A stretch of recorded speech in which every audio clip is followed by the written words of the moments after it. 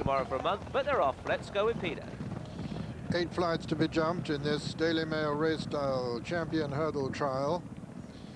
As they race down to the first. Sprowston Boy, Floyd and Chatham over on the far side. Chatham, Sprowston Boy between he and Floyd as they come to the first, and Chatham lands in the lead from Sprowston Boy and Floyd. Mary Jr. next, then Celtic Shot, and finally Vicario Di Bray, and they're going a very good clip in this ground, which the jockeys described as very testing after the first. The second flight, and Chatham doesn't jump that at all well, but gets away with it.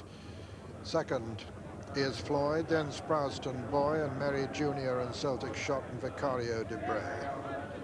As they have a long run to the next flight now, they're just coming up to the winning post on the first circuit with Chatham the leader, Jonathan Lahr from Floyd and Sprowston Boy and Mary Jr. the 100-to-1 shot, and then the champion Celtic Shot and Vicario Di Bray, the back marker of the 6 runners. As Chatham leads over to the far side of the course with Sprowston Boy next, followed by Floyd. A little gap then to Mary Jr. and Celtic Shot, and finally Vicario Di Bray. Chatham comes to this flight now from Sprowston Boy and Floyd, and Celtic Shot and Mary Jr. and Vicario Di Bray. At the third, Chatham, ears pricked, jumps it beautifully from Sprowston Boy and Floyd, who just knocked the top bar out of that flight. Celtic Shot's improving on the outside. Mary Jr. is next. Vicario Di Bray lobbing in behind the lead and looking as though he's enjoying this heavy ground, but Chatham the leader as they come to the next. From Sprowston Boy, this will be the fourth. Floyd and Celtic Shot making ground towards the outside. Mary Jr. on the inner, and the back marker still Vicario Di Bray. Chatham with his white nose showing towards the right. Sprowston Boy just in behind him, in fact disputing it almost with him there. Floyd towards the left. On the very far left is Celtic Shot. Mary Jr.'s dropped back to last now. Sprowston Boy going up on the inside of Chatham. Floyd is next. Celtic Shot. Behind Celtic Shot is Vicario Di Bray. And then Mary Jr. Sprowston Boy has gone on now from Chatham.